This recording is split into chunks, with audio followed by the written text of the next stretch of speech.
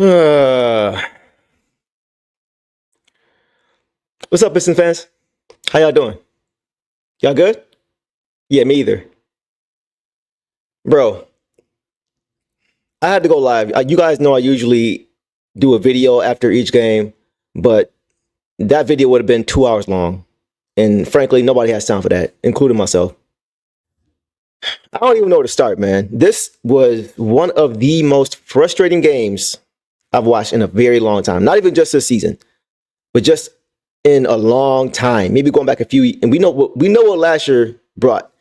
And this was still one of the most frustrating games I've not ever seen, but I've seen in a recent memory. It's so many things, so many chances, so many opportunities to win this game. I said before this game, during this game, that if the Pistons were somehow able to get this win, it would count as two because it would have showed a tremendous amount of resiliency to be able to come back despite all the mistakes, mental mistakes, execution mistakes, effort mistakes at times. Okay, all right, man. Let's just get into it, y'all. First of all, welcome back to another episode. Appreciate you guys showing up. The Pistons lose tonight to the Indiana Pacers for the second straight time, 133 to 119. And shout out to everybody who's here. Trust me, we're going to get into all this more, Joy. We're going to get into everything that happened tonight. Yeah, C4, we're going to get into that. Everything that happened tonight, I'm going to do my best to cover. It was so many things tonight that went wrong for this team. But if anything that I miss, like I always say, anything that I miss, let me know, right? Okay, so let's get into it, man. Appreciate you guys showing up as always. Appreciate you guys' support. Really, really grateful. Yeah, I can't even put my words together right now, so just give me a second. Okay, so initial thoughts. First of all, the Pistons unfortunately fall under or below 500 again for the first time in a few weeks. They are now 23-24 on the regular season. And we're not going to do box scores tonight, y'all. We're not doing box scores tonight. This game is much bigger than box scores. This game is much bigger than stats. This game is much bigger than tangible things. From a physicality standpoint, to an execution standpoint, most importantly, to a composure standpoint, this was very, very disappointing. JB Bickerstaff, before the game, said that what the Pistons need to focus on is composure. And what do the Pistons do? They come out tonight and show a lack of composure than maybe what we've seen all season long. I have not seen the Pistons with this lack of composure in a long time. And they allowed the Pacers to get under their skin. They allowed them to hit first. They allowed them to punk us. They allowed them to do whatever they wanted to do. To make fun of us, call us out, laughing on the court. You had Hallie doing the Malik Beasley shimmy. I can't stand Halliburton. I cannot stand Tyrese Halliburton. He's a front runner, and he's acting like he's an MVP candidate, which he's not. Kate Cunningham is much better player, has been a much better player than Halliburton all season, and he's done it with less talent on his team. So I'm not a Halliburton fan at all. I know he probably has a chip on his shoulder because of what happened with him and Killian. Fine. That was 4 or 5 years ago. Let it go. I am not a fan of him. I don't love the Indiana Pacers, but I do respect them because of how they're playing basketball. Despite the shenanigans, I got to give them credit. I have to give them credit. They are playing like a Rick Carlisle coached team. The last couple years, they have looked nothing like that. They have looked like an offensive team that doesn't play any defense, that doesn't care about defense. But tonight, and even just this whole season as a whole, they have looked like a much improved defensive team. And unfortunately, they got punked. Rick Carlisle has his team playing like the early 2000 Detroit Pistons. If you know, you know. If you were around back then, you know what I'm talking about. Scrappy, tough, physical. What this current iteration of the Pistons is trying to be is how Indiana looked tonight. They look like the team that was coached by Rick Carlisle before Larry Brown succeeded him. And in this game, if you watch this game, there were plenty of fireworks in the first quarter alone. These two teams do not like each other at all. It's not to the level of the 04-05 rivalry between these two teams, at least not yet, but it's definitely trending in that direction. And that brings me to Isaiah Stewart. Okay, so you guys know how much I love Isaiah Stewart. You know how I feel about Stu. You know how much I respect him. You know he's one of my favorite players on this basketball team because of what he embodies for this organization, for the city, all of it, the hard working, all of it, right? But tonight I was disappointed in Stu. Not because of his effort, because that's never the issue. That's who he is. But he just allowed himself to get baited. He allowed himself to get baited. And he got carried away whenever any possible altercation presented itself. He jumped on it based on the history of these two teams. You know what it reminded me of?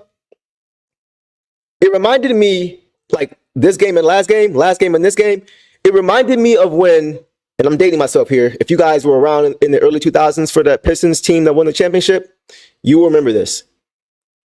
In 2004, in the conference finals against the Indiana Pacers, in Game 6, the closeout game, when the Pistons actually beat the Indiana Pacers to go on to the finals to beat the Lakers in 5 games. In that 6th game, right, it was a nip-tuck game, and the Pistons started to pull away slowly at the end of the game at home.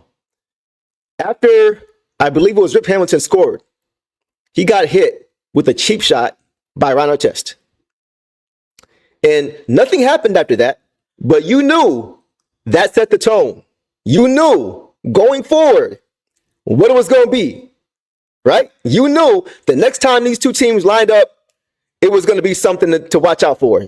You knew you had to brace yourself like an overbite for what might happen. It was literally a powder keg that was waiting to explode. If you know, you know. And the next time these two met up, early in the season, still in 2004 of that same year, early in the season, Malice at the Palace happened. This is kind of, I'm not saying that's going to happen, but you can see the signs. If you've seen it before, you know what it looks like. And there was technical foul after technical foul. Even Cade had a technical foul tonight. Cade is chill. Cade doesn't usually get teed up unless there's something blatant. But you could tell it wasn't just the foul calls. He was irritated with the flow of the game. He was irritated with the scoreboard. He was irritated with the way they were getting punked. And honestly, Cade was really the only one tonight that showed up from start to end. You had other guys that played solid. JD was solid at times. He still struggles with perimeter bigs, and we'll get to all that. But outside of Cade and maybe Malik Beasley, you didn't really get any wire-to-wire effort performances from guys. Shout out Dominique, bro. I appreciate you, man. I'm going to take a quick break, guys. I'm cool with a lot of shit talking going both ways, but I don't like one side being able to talk crazy and the other side gets text for responding. Got to keep composure. Not the same leak from 20 years ago. Bro, I'm just seeing your comment, and I completely agree. Completely agree. More so with the last part of what you just said, though. Because, as you know, Dominique, when you're at home, you're going to get the benefit of foul calls. It is what it is, right? We know it already. It is what it is. But you got to keep your composure. If you're trying to win are you trying to win a fight? Or are you trying to win a basketball game? You know what I mean? We're trying to win a basketball game. You cannot lose your composure, especially when coach just talked about it. Pre-game. It just can't happen. And tonight, Isaiah Stewart took the bait. And then he took some more bait. And then he took the last bait. Like, that can't happen. He needs to understand and learn how to channel that energy, that anger, that emotion, that passion. He has to channel it the right way. And he doesn't usually get out of hand to that extent, right? But I don't want Draymond Green shenanigans every other game. You know what I mean? I don't want that. When it gets to a point to where you're hurting your team, it's no longer effective. It's no longer even useful. And so I just Stu needs to understand that you cannot, it's okay. It's okay to not have the last word. It's okay to not have the last shove. It's okay to not be barking last. It's okay. You can still be a tone setter and still be an enforcer without getting technical fouls, without getting flagrant fouls, without getting thrown out of the game, because all those things hurt you. It's not just 3 points, but when we lose you for the game, now you're really hurting us. And I was disappointed too with not just what happened on the court, but what happened on the sideline with Stu. So we all know he got a technical foul, first of all, with James Johnson. And first of all, James Johnson, right? We always hear James Johnson, he's an enforcer, okay? We hear he's a black belt, nobody wants to mess with him. Bro, you don't even play. You don't even play. I'm not concerned with James Johnson. You don't play. You literally just are in street clothes every single game. Nobody cares. Like, bro, just sit down. Sit down somewhere. You're not going to fight in the court, are you? Maybe you will because you never play. It doesn't really affect you. Except your pockets. But James Johnson, man, go sit down somewhere, bro. You don't even play. At least Isaiah Stewart's playing meaningful basketball. This James Johnson stuff is starting to get annoying. Unless we're in the street somewhere, there's nothing to be afraid of. These guys are not going to fight in the basketball court. It's not going to happen. It's a different time now. Okay, so aside from that, getting back to Stu, that was his first tech with James Johnson. Second tech, or not even a second tech. Next few plays later, Stu does what he often does. He just went too far. Unnecessary shoving, unnecessary contact when he's trying to get the rebound. You don't need to put your forearm in the guys every time, Stu, to try to get the board. I understand you're trying to make sure that this is, I get it, Stu. The paint is your domain. This is home. I get it. You don't want nobody coming into your home. That's disrespectful. I get it. But on the basketball court, when you've got thousands of eyes and tens of cameras around, you can't afford to do that, especially on the road, especially when you're trying to beat a team that you are developing a rivalry with. We need you on the court, bro. We need you on the basketball court. And when he got that first tech, he has to understand eyes are on you now. People are trying, you have a target on your back, not just with the refs, but with the opposing players. They're trying to get you out of the game. They don't like you. They saw what happened last game. They know you called out Miles Turner with his Legos. They don't like you. So you have to be aware and understand your surroundings and read the room, bro. You have to be smarter than that. When you get a technical foul, you got to be on your best behavior for the rest of the game. Had he not gotten that technical foul, he may not have gotten a flagrant 2. It may have been a flagrant 1. But since he already set the tone in a negative way by getting a technical foul so early in the game, the refs are going to make sure this game stays regulated. They don't want part 2 of what happened 20 years ago. They're not going to allow that. So you have to be smarter than that. You can't get caught up in that at that point. You have to know the limit. And tonight he went way over the limit. So the target was on his back when it came to the fans, when it came to the players, when it came to the refs, and it all just foiled on him. It all just foiled on him. And what makes it worse, we've seen before with Isaiah Stewart, when he's on the sideline going like this to players on the opposing end, like you want to fight, okay, fine. But when you get a tech and you get a flagrant and they're reviewing the flagrant, you can't be doing this, Stu. You can't be doing that, because not only are you making it easier for yourself to get thrown out of the game, but now when they review this a few hours later, when the league reviews this a few hours later, a day or so later, they're going to look at that. They're going to look at that. So you can't allow so like I mentioned, the Pistons need you. The Pistons are trying to get and stay above 500. It's going to be harder for that to happen if you're suspended. You got to be available. So I love what he brings. I love Isaiah Stewart, but bro, you got to be smarter than that, man. You have to be. You have to think outside of this moment. You got to ask yourself, what happens next? If I do this, what happens next? What did you gain from doing this? What did you gain from doing? Everybody knows who you are, bro. We know who you are. We know you're an enforcer. We know you about that life. We know you want the smoke. We know. They know. But don't let the refs know in that moment. Don't let the league know in that moment. Right after you just did what you did with the flagrant 2.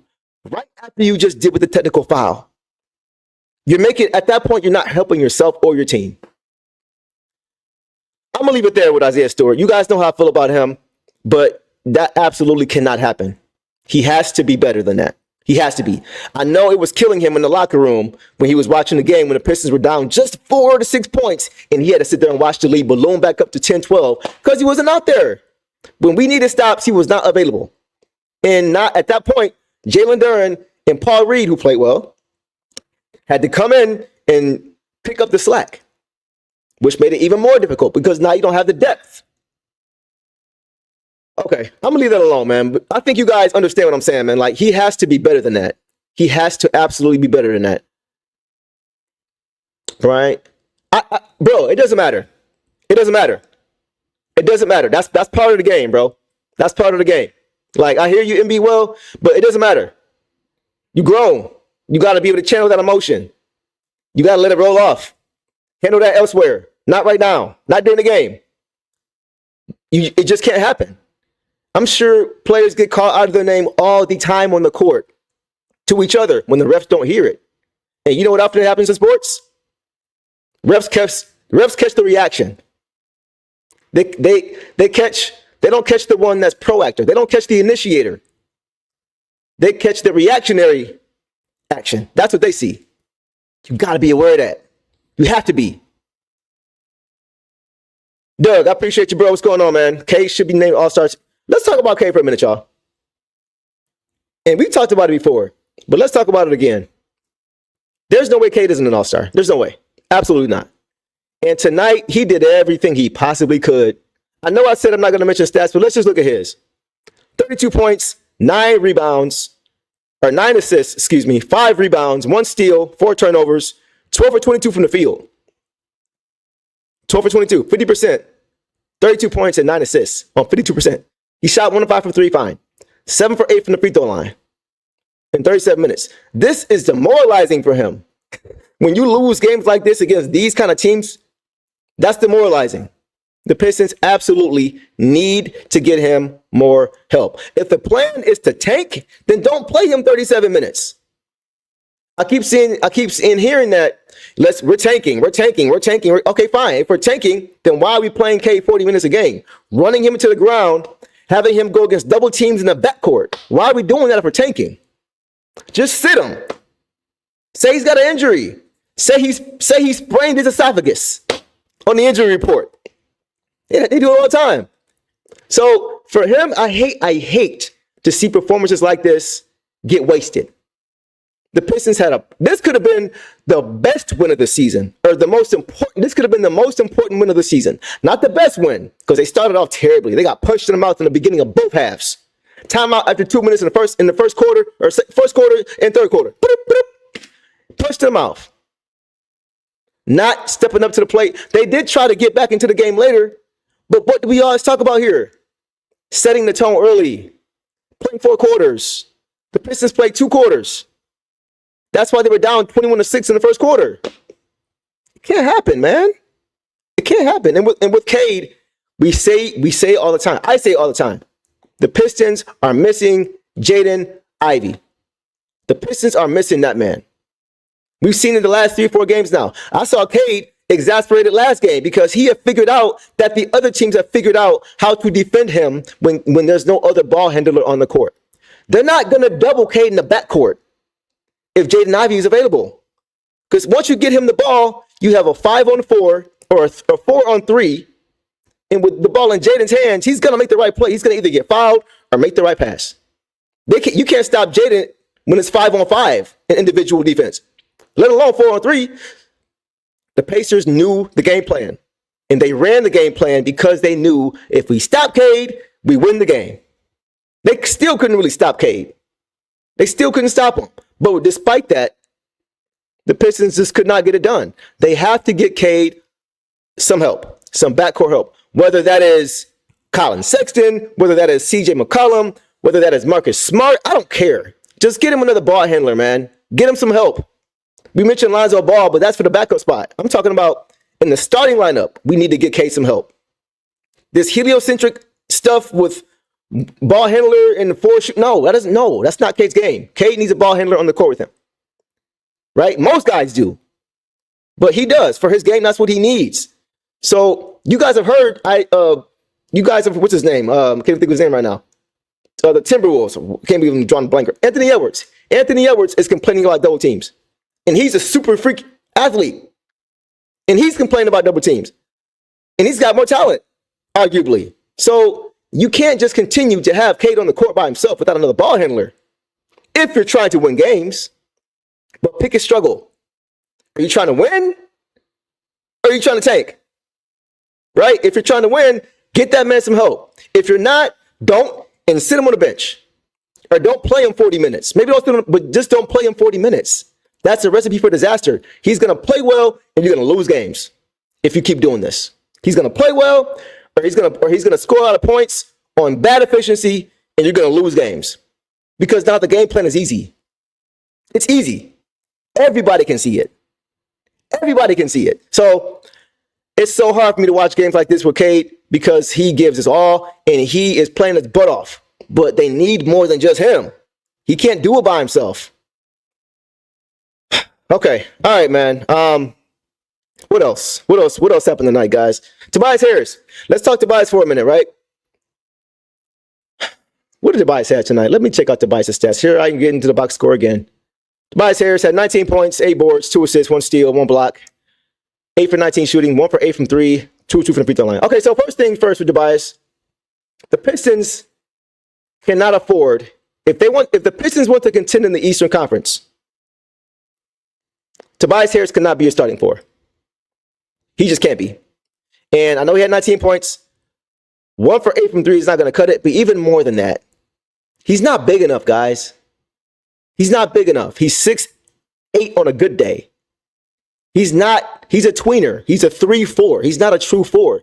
And with teams like the Bucks, who have Giannis and Brook Lopez, or teams like the Celtics, who have Al Horford, KP, Luke Cornett, the Cavaliers, who have Jared Allen and Evan Mobley, it's just not going to work. The last 2 games, you saw him pretty much get bullied by Evan Mobley, and then tonight, either Pascal Siakam or Miles Turner. They even tried to switch that front court matchup. They tried to put Tobias on Miles Turner to help JD because JD struggles with bigs who can shoot on the perimeter. So what did Indiana do? Okay, you're going to try that? You guys know that Miles Turner can play inside too, right? They went straight to Miles Turner in the post, and he dominated. You can't hide Tobias. You just can't defensively. He's not big enough. They have to upgrade that spot. Maybe they're thinking, let's sign Tobias for 2 years, and then when we're ready to contend, we're not there yet, we'll get that guy. But it's just so hard to watch right now, man.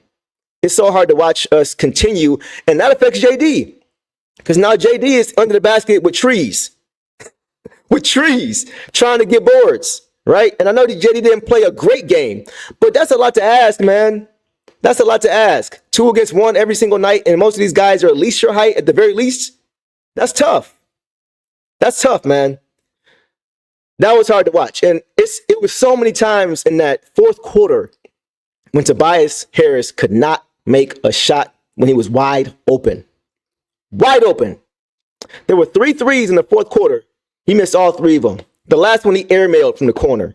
And each and every one of those would have been a timeout for the Pacers. It's been so many times this season, when the opposing team should have called timeout, but they didn't because Tobias missed the open shot. You guys know what I'm talking about. That defining play to get the lead down to where it hasn't been all game. And he misses a shot. They come down, they get a 3. 6-point swing. Now we're calling timeout. Like, it's been tough sledding with Tobias, man. He has had a good stretch before the last 3 or 4 games. He had a good month where he was giving you scoring and he was giving you solid defense. He was giving it to you on both ends. But the last few games, man, he's really struggled. He has really struggled, and I can't defend it because once he did, to his credit, he did make some good plays defensively. He got some steals here and there. He got some strips in the paint. But he's supposed to be a bucket for this team. He's supposed to be a bucket. We signed him for veteran presence and spacing. I would have rather had Ron Holland shooting those threes in the corner. Right? Ron Holland is shooting that thing with confidence right now. Tobias, but I just don't know, man. I just don't understand. And I can't even say it's a shooting slump because it happens so frequently and then it happens for so long. Shooters shoot themselves out of slumps. He seems to have trouble shooting himself out of slumps. And he misses shots at the rim too. Easy shots at the rim that 75% of guys in the league will make. Frustrating, man. Very, very frustrating, man. This was a very, very, very tough game for me to watch, man. It was just so many things that were just so annoying. Okay, all right. Okay. I appreciate you, Dominique, bro. You a real one, man. You are a real one, bro. My brother. Let me check you out. Every time you need Tobias, it seems like, every time I get back to the comments and see what you say, it's like literally what I'm saying in that moment. Literally, it's crazy. We right here, bro. Every time you see Tobias, or you need Tobias to hit a momentum three, changing three, he starts building homes for the needy. We could excuse the defense some if he was getting consistent buckets. Yes, because... And that's, bro, what you just said is what I've been saying all season, especially to start the season. At the beginning of the year, if you remember, he started off not shooting well. It was underwhelming, but he was at least giving you 8 rebounds, right? Four assists. Now it's just like, what are you giving us? You're kind of not really helping us on either end of the court right now. On the defensive side because of your size, and the offensive side because you're just not giving us really much of anything. I know he had 19 points, but it's not just about when you get the point. It's not just about getting the points. It's when you get them. It's the clutch shots that you expect your veterans to make, right? I'm not expecting Ron Holland, who is known to not be a great shooter, to hit clutch shots in the fourth quarter. I am expecting Tobias Harris to do that. And when he misses so many shots that are open and he just can't knock them down, and it comes to such a critical part in the game when that can turn the tide, can you imagine if we would have won this game? Can you imagine how silly Indiana would have felt if the Pistons won this game after you had Tyrese Halliburton in the first quarter making a shot and telling JB Bickerstaff to call timeout? Can you imagine how big of a win that would have been for this team? Can you imagine mentally what that would have did to both teams? Right? That would have told Indiana they can never be safe with their lead with the Pistons because they're not going to stop coming. And they may know that now, but it always hits harder when they come back and you give up that lead and you lose the game. Tobias, man, he really hurt us tonight, man. He really hurt us. But it wasn't due to his effort. He just was not able to make timely shots, and it's becoming a pattern again. He's literally hot and cold right now. And he's not known to be a streaky shooter. At least he wasn't when he was initially here. The first time in 2016-17, he was a consistent 15 to 18 points a game. Book it. Now, you have a 19-point game, 4-point game, 13-point game, 6-point game. It's just peaks and valleys with him. And you can't build consistency that way. You just absolutely cannot. Tough game for Tobias, man. Man, oh man. Asar Thompson, he was solid in the second half. Asar Thompson was invisible in the first half. He was just out there getting cardio in the first half. He was trying to get things going, but he just was not able to get anything going. Second half, his energy really picked up. And he was crashing the glass, all over the glass. I think maybe he may have gotten upset by all this Amin Thompson talk about how he's a superstar and he's just kind of getting forgotten. Right? I do think Asar's going to eventually get to that point, but he's not there yet. But second half, he played really well. He was crashing the glass, offensive rebounds, getting in passing lanes, getting steals. I wish we'd have had that in the first half from him, but it's just like I said, 4 quarters. You got to play 4 quarters against quality teams, which Indiana is, a quality team. You got to play the whole game. You got to knock down timely shots. So Asar was solid in the second half. First half, he was invisible. And we're going to need him. Since now he has been cleared to play as many minutes as the Pistons need him to be, we can't even blame it or give him the excuse of he's still getting back into form or he's still getting back into shape or his wind isn't there yet. If they're saying that he can go as long as they need him to, his wind isn't an issue. It's not an issue. Tonight he only played 19 minutes, but I don't think it was because of his wind. I think it was just because he didn't play well. He wasn't as effective as he could have been, as he usually has been since he's been back. Tim Hardaway Jr. didn't give us much, man. 3 points, 2 boards, 2 assists, 1 steal or 1 turnover, 1 of 3 shooting, 1 of 2 from 3, 1 from the free throw line. In 28 minutes. And you can't give us 3 points in 28 minutes. You just can't do it. And once again, this is why who's missed? For the people in the back? Yeah, Jaden Ivey, that guy. That's why he's missed. That's why he's missed. I think we win this game if Jaden plays. It's so incredible to me how many people at this point still question if Jaden is important to this team. I do not understand it. I do not get it. He is the perfect fit for Cade because not only is he another attacker, slasher, ball handler who can take pressure off of Cade, like we mentioned earlier, he's shooting 41% from three. What more do you want from the guy? What more do you want him to do? So all this trade, this Jaden slander has to stop. It has to stop, man. I don't understand where it's even coming from. I don't get it. I don't see what you guys see, or I'm not seeing what you guys are not seeing. I don't understand. If it's not clear to you now how important he is to this team, it will never be. You see the gaping hole in the court when he's not there. You see the point of attack defense that is missing when he's not there. You see how the depth is affected when he's not there. I love Marcus Sasser. Shooting guard, strictly. Jaden can play both. There is no staggering of Cade and Jaden anymore. It's Cade goes to the bench, and now Sasser's in, and now we're watching the clock.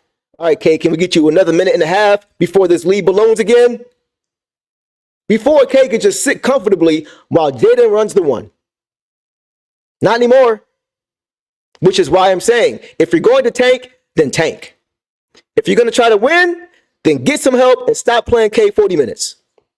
Just pick one. Just pick one. That's all I'm saying. Man. Okay, enough on Jaden. I think you guys understand what I'm saying. If you don't get it, one more thing. That's also why I knew at the beginning of the season, before the season started, when there was questions about who's going to start alongside Cade, Jaden or Malik Beasley. Even though Malik Beasley is one of the best shooters in the league, hands down, I knew Jaden's a better fit there because Beasley isn't a creator. He can in a pinch, but you don't want to allow that every game. That's not fair to him. That's not who he is. He spends his time, he makes his money doing what? Why did we bring him here? To be a creator? No. We brought him here to be a shooter, to get assists for Cade, to punch his ticket to the three-point contest, to throw his name in the hat for Sixth Man of the Year as a bucket, not as a creator. And you're starting to see that. You saw last game, whenever he was in the game with Sasser. If Sasser could not get his offense going early, off the initial drive, at the point of attack, if he got cut off or he got double teamed, he would move the ball and never get it back. It would not come back to him and reset the offense and let's run a different set. That's not who Marcus Sasser is. If he doesn't have a scoring opportunity off the initial drive, he's passing the ball, and now you got Malik Beasley or Tobias Harris or Asar Thompson or Simone Fontecchio late in the shot clock trying to go ISO with everybody else going like this, waiting for a pass. That is not good offense. That is stagnant offense. So once again, I hope you guys understand the importance of Jaden Ivey now. Because once again tonight, it was obvious. Obvious, man. I don't know what else to tell you. I don't know what else to say if you cannot see that now. Mega Hustler, exactly. They're running Cade into the ground like Stan Van Dummy and Dwayne Casey used to do Blake Griffin. 100%. And that's what happens when you don't have enough help. You have to rely too heavily on your star player. And oftentimes you're going to put that star player in bad spots because they're going to do things that are out of character than what they're used to doing when you have the roster around them that can make them comfortable. 100% Mega Hustler. 100%. Cade's efficiency has gone down since Jaden got hurt. That's why the last 3 games before this game, he shot 30% from the field. That's why he took 35 shots and hit 13 of them. That's why. Hope you guys get it, man.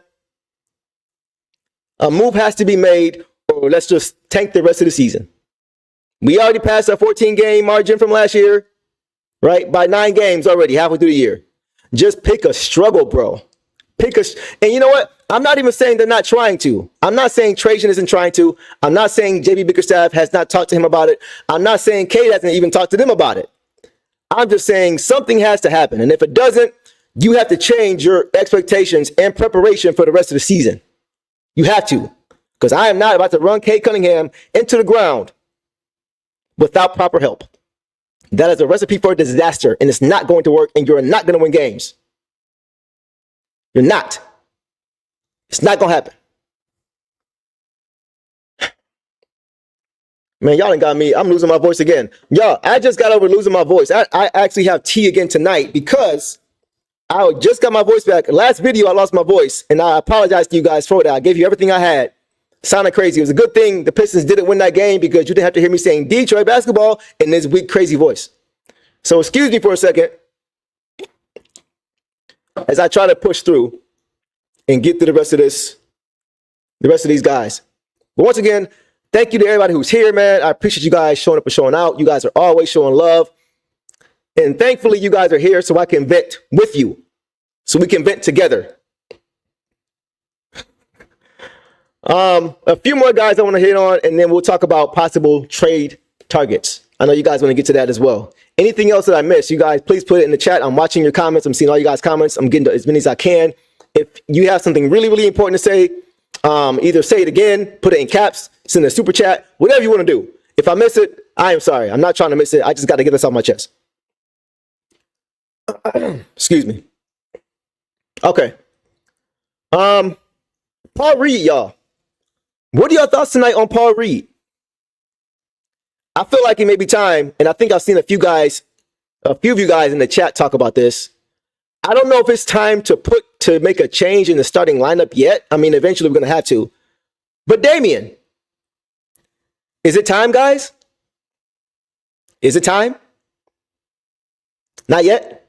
Maybe? What do you think? Like I said, if the Pistons are serious about trying to make a name for themselves in the East and contend in the East, every team in the top four, pretty much every team above us, maybe save one or two teams, have big front courts. Even the Knicks, with Cat now. Tobias Harris at the four ain't going to work. Does that mean you start Paul Reed?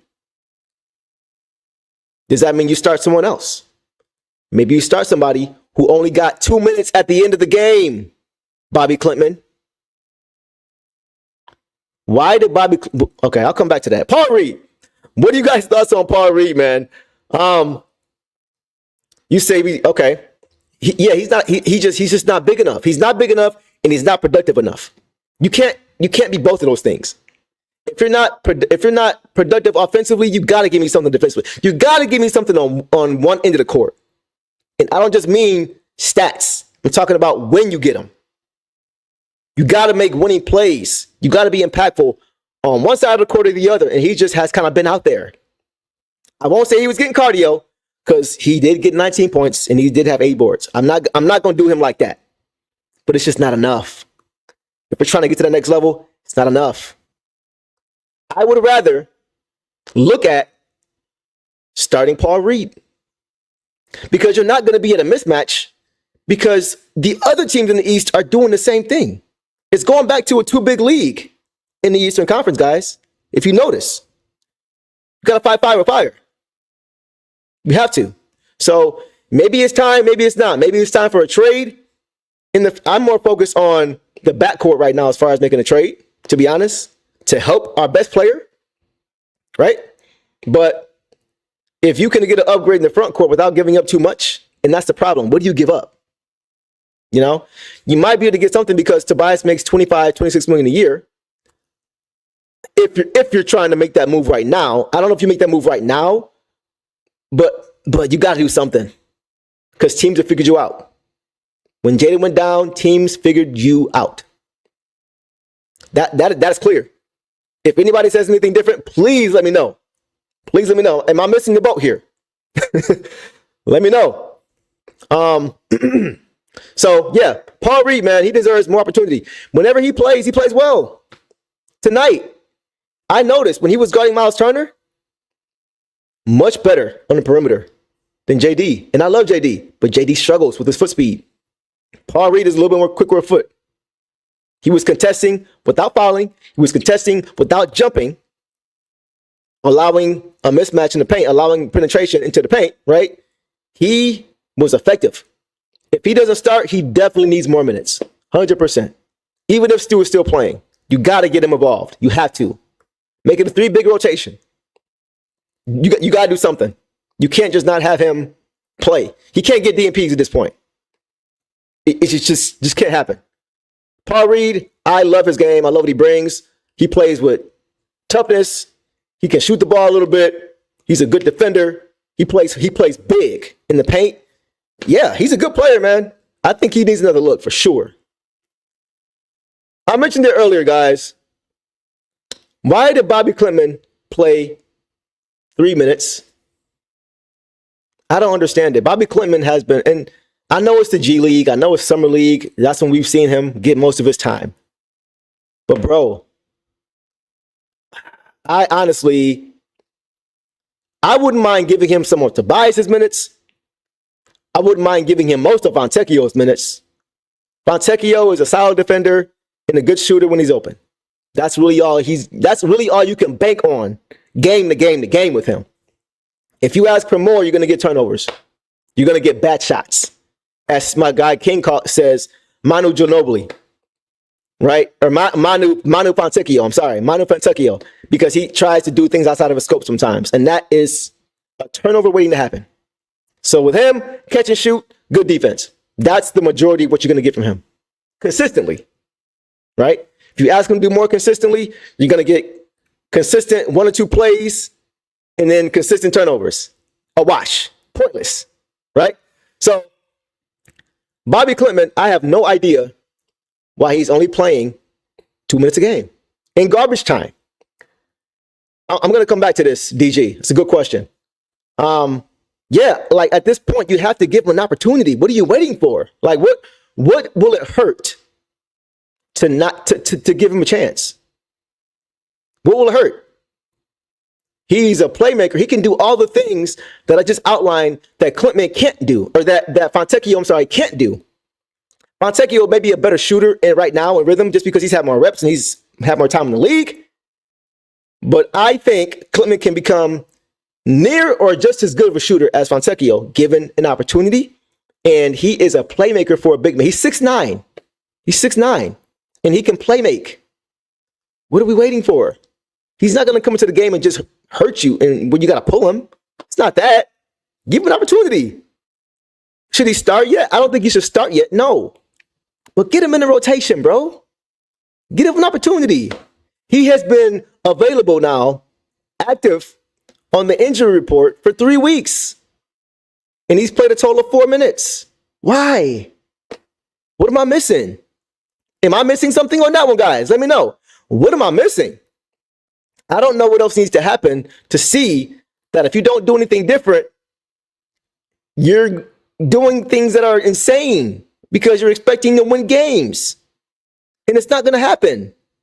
It's just not going to happen. Not like this. Not like this, man. So I, once again, am clamoring for the Pistons to please give Bobby Klintman an opportunity. Just throw him out there. Give him a shot. Give him a chance. He's consistently played well in the G League. The G League is not everything. I know. Ask Bronny James. 30 points in the G League last night, 0 of 8 from the field in the NBA game. I'm not saying that. What I'm saying is give him a chance. You're not going to know what you have in the NBA if you don't give him a chance in the NBA. Right? That's all I'm saying, man. Yeah, he had to play. Exactly, Ryan. You just gotta give him a chance, bro. You gotta give him a chance. Even if he isn't completely in sync with his teammates, maybe they're trying to get him reps in practice. They're trying to get him up to speed as far as the offense. But at this point, I'm pretty sure he understands the offense. He's been with the team all year. He hasn't been away from the team. He's been here, right? So I don't know. I don't know why. I don't know. I really don't understand that. Time to see what Bobby. Yes, it's time. It's time, bro. Give him a shot. Give him a shot. Especially once again, all this talk about a point guard, that we need backup point guard with Jaden going down. You need playmaking. That's literally what you need. And he can do that. And teams have not scouted him yet because he hasn't played. So that gives you an advantage. Even if you're trying to weather the storm until J.I. gets back, you can still get some wins with that formula if you let him play and let him make plays for you. He can be the difference maker. If you're just trying to stay above water, give him a shot, man. DG, he is a great connector. Yes, he is a very smart player. He's not the most athletic guy. You will never see him in a dunk contest. You probably won't see him in a three-point contest. But he is a smart player that makes the right plays. That's what I saw in Summer League. When I watch Summer League games, I'm not looking at the competition he's playing against, because that can fool you into thinking the player is better than he is. I'm looking at the individual player and looking at their decision-making, their shooting ability, their IQ. I'm looking at what they're doing, not who they're doing it against. If you understand what I'm saying, that's the difference. And from what I've seen in Summer League, in the G League, this dude makes winning play after winning play after winning play after winning play. He's not perfect, not a superstar, but he's a good player, man. And for a team that needs playmaking, I don't understand. I don't get it. I don't get it, man. So that's my Bobby Clement rant. I'll leave it there. And we can just move on. Mike, what's up, bro? Appreciate you showing love on Twitter, man. I'm always good to chat with you on Twitter. And all of you guys, man. Yeah, Lawrence the King, everybody here, man. Appreciate you guys, man. You guys are in deep tonight. Pause. Appreciate it. Okay. Is there anybody else we need to get to that was of note? I don't think so. Let me see. Anybody else? I think that's it, guys, as far as who we want to. One more thing. This is kind of funny. George Blaha, bro, I love you, bro, but it may be time to hang it up, bro. Maybe time to hang it up. It may be time for Johnny. There was a play, and he's had a few of these. And nobody's perfect. I understand it. I know he's getting older. I've watched George since I was a little boy. When the Pistons won their first championship in 88, 89, when I was 3 years old. I remember that. I remember George Blaha even way back then. But that was 30-something years ago, you know? And I'm not trying to rush him off his job. But some of his calls tonight, it's like, come on, George, that didn't hit backboard. That didn't hit glass. But I love George. I just, I just think I feel like it's time for some new blood. I love Greg. Greg is on it. Greg Kelser's always on it. But I think Greg and Johnny, I think it's time. Anyway, okay, so let's get to what DG said.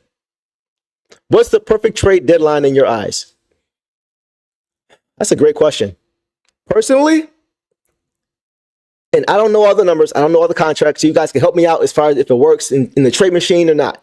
But just off of players, I would like to see, depending on how long Jaden is out. That's the key. How long is Jaden out?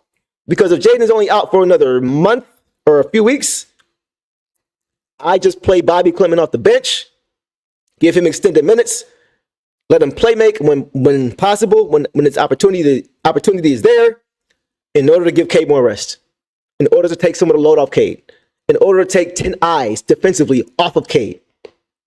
I'm doing that, right? Doesn't fix the starting lineup, but it does fix what happens when you go to the bench, when Cade goes to the bench. Because what you want your bench to be able to do is what? Either, if you have a lead, keep it or build on it. Or if you're down, keep it the deficit where it's at or cut it down. That's what you want your bench to do. Not be superstars, play their role. Hold the fort down until your guys can get back and finish the game, right? Or finish the half. That has not been happening in the last few games. So depending on how long Jaden is out, that's the key. That's why it makes it hard. Only they know that. And if we're going to actually have a special guest on in the next week or two to talk about that. So stay tuned for that, guys. Me and King got something cooking for you guys with that. So hopefully we can give you guys an answer as far as that. But getting back to what DG said, right? Great question, DG. You got to get another playmaker or ball handler. You have to. My ideal fit is CJ McCollum, right?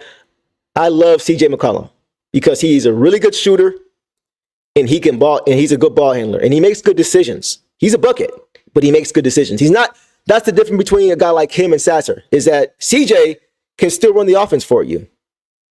CJ can still orchestrate and direct traffic for you.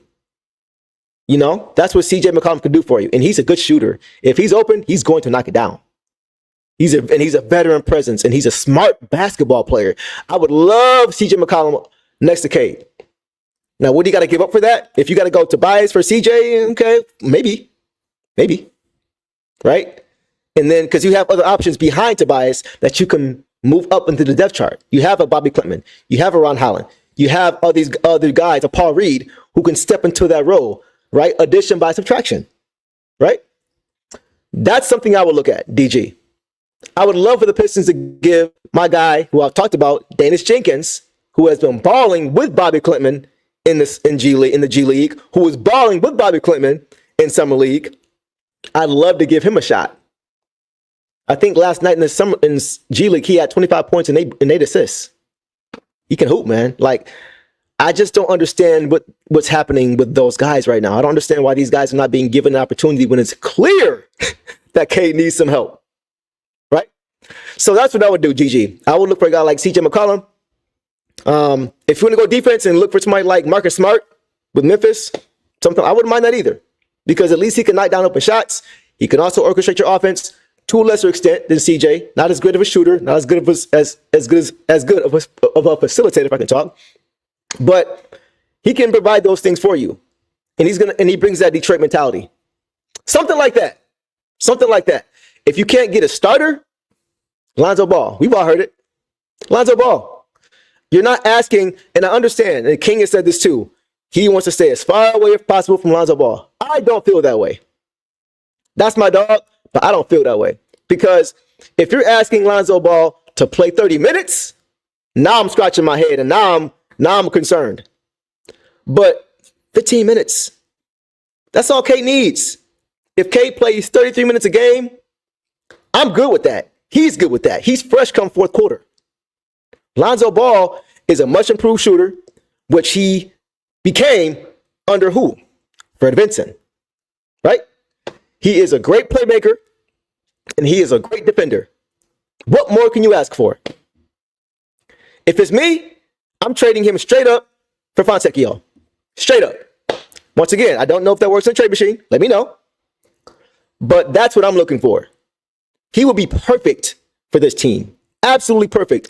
Imagine Lonzo with the SAR on the break. Imagine the speed with Lonzo's vision. Imagine that. He'll make life easier for a guy like Stu. He would get Stu easy buckets because he has great vision. Great vision. To me, his vision is his most valuable asset. That and his defense. That's what we need. So give me McCollum or give me Lonzo. And if you can't get that, give me Marcus Smart. One of those three, any of those guys will help Cade, which is the bottom line. The bottom line. We always talk about Cade as an all-star. Build around your all-star, right? We were good when we had Jaden. I'm sick of all this talk of Asar's done this since everything has been since Jaden's injury. Like that's the reason we're doing well now. No, it's not. Two things can be true. You can play well, not at the expense of somebody else getting hurt. Do the Pistons lose these last 3 in a row if Jaden is playing? No. No. So once again, Brandon Singleton says Colin Sexton. I wouldn't mind that as well. I wouldn't mind Sexton as well because once again, he's more of that Marcus Smart type of mold. A dog defensively, right? He's not as much of a distributor as Marcus Smart is. Smart is actually a really good player. Marcus Smart's a really good player. Sexton, I don't think he's as good as Marcus Smart. But Sexton is a very good defender. He can stabilize your second unit, right? That's really all you want to do is just stabilize the second unit. That's it. So I'm not mad at that either, Brandon. If you can get Sexton, you know, he's at Utah, right? Yeah. If you can get Sexton for Fontecchio. I don't know if that works, but I'm just throwing it out there. I don't feel as if Fontecchio is a long-term piece of this team. I just don't. I don't. He may be, but the Fontecchio of last year has not been the Fontecchio of this year, right? He just hasn't been the same player. So that is what I would look at. Something like that. Jay Nicholas, appreciate you, bro. Appreciate all you guys, man. I see all you guys' comments, man. This is good stuff. Yes. Good short-term rental. Yes. And if he proves himself, if you want to resign him, it's not going to be a huge contract because he's had the injury history, right? Everybody knows that. So if you can keep him in this role, it's a perfect fit. Perfect fit. You can manage his minutes, keep them low, let him play his game, go all out. In 15 minutes with that unit, you're good to go. Good to go. And now you allow other guys on your bench who are not playing as many minutes, like a Bobby Klintman, to step into the role, the void that's left potentially by a Fontecchio, and he can give you more than a guy like Fontecchio can. It just makes sense, right? If you're trying to win, these are the kind of moves I'm looking at making. Straight up. Yes.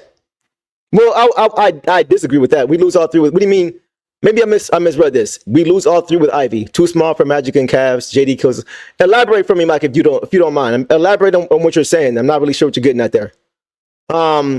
Halliburton always the dancing and shimmy and run. Yeah, I'm over Halliburton, bro. Dude's a front runner. He's a front runner. He's never gonna win a championship. Sorry, he's just not. He's not as good as he thinks he is. He's not as good as he thinks he is, in my opinion. But I'm gonna leave him alone. Tech ain't cutting it. Yeah, 100%. Man, okay. What did you guys see that I may have missed in this game, man? You guys let me know. I'm gonna give you guys a few minutes to kind of do your thing in the comments here as I kind of circle back about what's going on in this game. Pistons gotta make a move, man. And when I say make a move, I don't just mean a trade. They gotta make a decision. This is decision time. Right. We do not lose all three with right.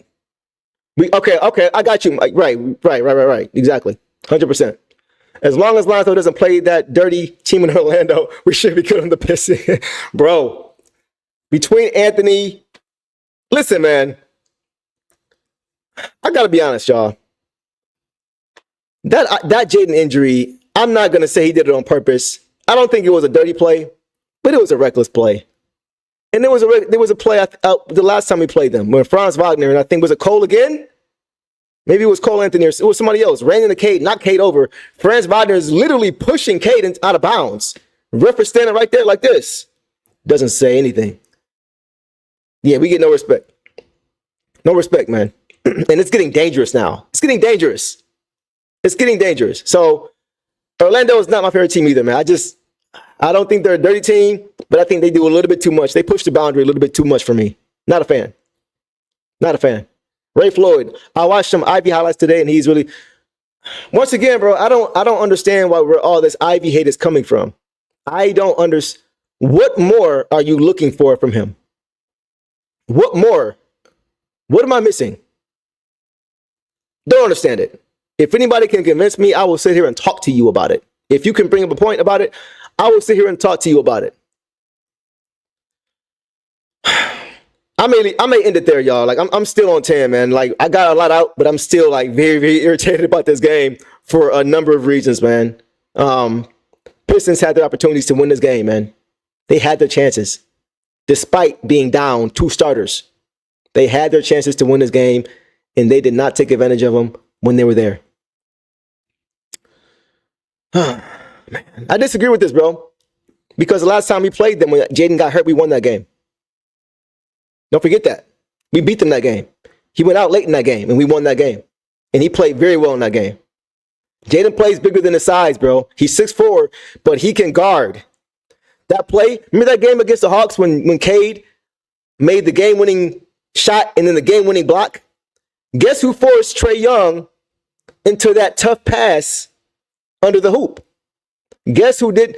You didn't need a double team. They didn't need to double team Trae Young because Jaden had forced him into a tough angle to not even have a shot. Early in his drive, he forced him into a tough angle. Cade saw that, which is why Cade went to go help. Because he knew early in that play that Trae was going to drop it off because Jaden had cut the angle off. Jaden Ivey is a very underrated defender. He's not a great defender, but he's a really good individual defender. Watch him guard Jaylen Brown. Watch him guard Donovan Mitchell. Watch him guard Russell Westbrook. or Jamal Murray. He is big and strong and long enough to stay in front. And if he gets blown, he doesn't get blown by, but if the guy gets by him, you can't just put him on your hip. He can get back in front because of how fast he is. Just watch, man. Just watch. When he comes back, if you don't notice the difference then, I don't know what to tell you. I don't know what to tell you. For real. And I'm not just saying this because I have, because I know him a little bit. It has nothing to do with that. It's just strictly basketball. It's strictly basketball, man. Straight up. Okay, Doug, it was Suggs. Right. Suggs was last time against Cade. Right. 100%. Good call, bro. Good call. Okay. We'll do a few more comments and we'll get out of here, y'all. I don't know if you mentioned it, but what's your thoughts on Nick Claxton? His poor play is from motivation and scheming is always switch. He will be back to a spot candidate if we get him. I'm not a Nick Claxton fan, bro. I don't really like Nick Claxton. I'm like, he's solid, but honestly, I feel like Jalen Duren's ceiling is higher than his. I feel like Nick Claxton is very limited. He's very limited. He's solid at what he does, but he's not that great of a player to me. I don't think he'll ever be a great player. I think he'll be a solid player at best. A pretty above average rim protector, and that's it. Not a playmaker, not a shooter, not a scorer. I think Jalen has a higher ceiling. I think Jalen can be a good playmaker. I think Jalen can be an improved shooter. I think Jalen can be an improved scorer. I think Jalen's a better athlete. That's just me. That's just me. I'm not a really big Nick Claxton fan, but good question. Hot take. Ivy has a higher ceiling than Fox and now that's ambitious. Fox, yes. Ja, I don't know. I don't know, man. That's hard because they do play similar, but Ja's different, man. I'm not gonna say no, but he would really have to take a huge jump to get to Ja's level. Up here, 100%. Give me Jaden all day. Jaden is no baggage whatsoever. You sit Jaden down for Killian Hayes, who I actually like as a person. I actually think he's a solid basketball player, but he had no business starting over Jaden Ivey last year. No business. None whatsoever. Jaden didn't make any fuss. He kept his head down, kept working until he got a spot back. What would Ja have done in that situation? Put a microphone in front of Ja. If you start Killian Hayes over him, what happens then? ESPN is eating that up. Stephen A. Smith is eating that up. Because you know it's coming. So, as far as, this is what I would say, Mike. I would say, as of right now, Ja's one of the best finishers in the league, though, bro. He just dunked on Wemby like a week and a half ago. Like, he's just different, man. He's just different. But I don't think Jaden is that far beneath that. At his ceiling. I think Jaden's a better shooter. I think Jaden is bigger. I think Jaden is stronger. I think Jaden maybe even be faster. But he has to work on some things in his game before I can put him at that Ja level. And I love Jay. Y'all know how I feel about Jay, but I can't say that yet. He may prove me wrong, and I hope he does, because I'm probably not going to hear the end of it from him for saying this. But this is a good point too, Ray. As a two-way player, he has a much higher ceiling than Ja. Much higher ceiling. Not just because of his measurables, because of his commitment to that end. Jaden commits to that end of the floor. Right? He's not there yet, but you never see him taking plays off defensively. He don't take plays off. I've seen Ja take plays off. I've seen his ego get in his way. I've seen him barking at referees while the other team is going down the court, and he's not sprinting back. Kind of like how Trae Young did when K threw Jalen Duren that oop. I've seen that from Ja. I've seen that. So putting the both ends together, I think Jaden can get very close. I think Jaden can get close. Jaden is going to be a star in this league. Book that. Book that. But superstar on the level of Ja, I don't know. We'll see. We'll see. Also, he's more coachable. 100% more coachable. 100%. Good point, Doug. That's a good point. Ja is top 3-point guard. I think I may have to agree with that, for sure. Of course, not right now as an all-around player, I think. Yeah, for sure. Okay, I got you. Over time, I think so. You can get close. On character, Ivy is already an all-star. Yes. 100%. And not even just his mom, bro. His father, Javen. Class act. Class personified. He played football for the Ravens. His father played football in the NFL for the Lions. James Hunter. So he comes from storied history. He comes from good genes. But his father is a good human. His father is a really good human. His father cares about people. Jaden is the way he is because of both of his parents. His mom, of course. Like, there's nothing even to say about that. We know who his mom is. We know what she embodies. Her days in the WNBA, her days now coaching Notre Dame. Like, we know who she is. She is class personified. But don't sleep on Dad either. Good dude. Jaden comes from good stock, from good fabric. Okay. I turned the hot. Yeah, you did. Hey, that's a good thing, bro. That's a good thing. That's a good thing. All right, guys. Yeah, no gun worries. Yeah. None of that. All right, man. We'll leave it there. They say Ivy's a gem rat. Monty Williams, who I hate to talk about on this channel at length, but I'll mention him. I'll give him this much. When he first got here last year, first thing out of his mouth when asked about Jaden, when he first got here, he notices right away. He said, I think we might have to change Jaden's mailing address to the Pistons practice facility because he is always here. He is always here. So to your credit, Ray, he is going to get as close to his ceiling. He's going to squeeze as much out of that orange as he possibly can as far as his talent, because he has the talent and the work ethic to go with it, because both of his parents are athletes. That's all he knows. That's all he knows. Wake up, get your work in. Take a break, eat your lunch, get back, get more work in. That's who he is. That's all he does, right? That's all he does. Outside of his faith and his family, he's favoring basketball. That's what it is for him. So that's not ever going to be a question as far as Jaden, for sure. I got a question. If we have Ja over Ivy, do you think we will be top 5 in the East? Not just that. Not just those two. Not just Cade and Jaden. Look at Darius Garland and Donovan Mitchell. They needed more around them properly for them to be to get to that next level. But I do think they could be top 5. Maybe top 5. You said top 5. Yes, I say yes. Take that back.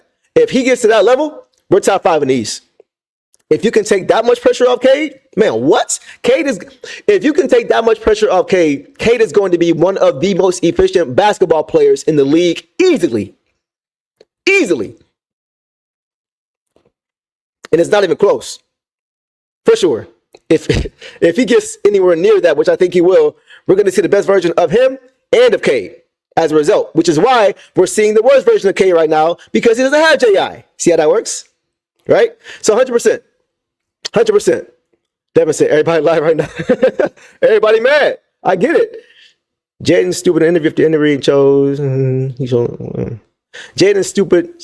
What? I'm confused, Ryan. An interview after the injury and dove into abuse problems in his life. He's fought a lot of internally.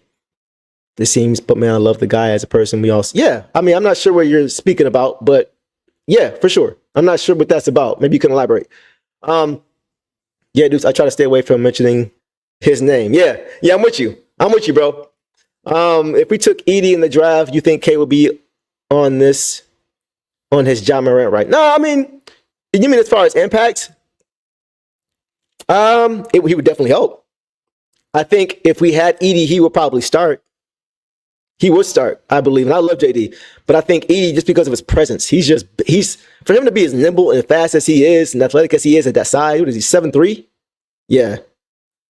And that's not taking anything away from Ron, because I think Ron has a lot of potential too to be a really good player. But for right now, for the roster construction's needs, yeah, K would be but K needs a very good big to be at his best. He needs that. And most stars do. Like, look at Ja. He's always had a pretty effective big. Not a star big, but a big. Right? If it wasn't Edie, it was Steven Adams. See what I'm saying? So having a big is always going to help your game if you're a guard. Always. Always. Having a rim threat is always going to give you much more space if you're a guard. Now guys can't focus on you, you know? So, yeah, 100%. 100%. But all right, man, we can call it there, y'all. Tough loss for the Pistons tonight, man. Back to the drawing board. Hopefully before February 6th, which is the trade deadline, which is about a week away, they make a decision about what they're going to do with this team. Whether that's continue to push it, continue to move forward to the playoffs and try to get there, or go elsewhere if you don't think you're going to have Jaden for the rest of the year, right? So hopefully we'll know something on that soon. But like I said, we have something coming up in the next couple of weeks. A special guest coming on with us who may be able to give us a little bit more insight on that. So I'm going to leave it there. Appreciate you guys for showing up and showing out as you always do. I will be back at, I forgot who the Pistons play next game. But also, do you guys prefer live streams or do you prefer recorded videos? Because I'm trying to make sure that I'm not getting these out to you super late after the game, right? I know we all got jobs, we all got to work, right? So if you would prefer that I do live streams after the game, let me know. Or if you like the videos, recorded videos as well, let me know. I'll do either one. I just want to make sure that I'm getting this to you guys as soon as possible. So that way we can all talk about it while it's fresh in our minds and we can kind of get everything out. So let me know, whether here in the chat or let me know in the comments after this video. Either way is cool. I just want to make sure I'm doing right by y'all because we all in this together. You know what I mean? So really quick. Let me see. Ryan, I'm gonna check this out. I'm gonna do some homework on that, Ryan. I'm not sure what you're referring to. I'm gonna check it out. If you sent the link, I'll check that out, and then maybe next live stream or record a video, we'll talk about it. So appreciate y'all, man. Zola, appreciate you. DG, appreciate you. Doug, my man, appreciate you. Mike, I'll see you on Twitter. And everybody else, man. Appreciate you guys showing love, man. And I will catch you guys on the next recorded video or next live stream based on what you guys tell me. And with that, appreciate you hanging with your boy. And as always, Detroit versus everybody. Peace.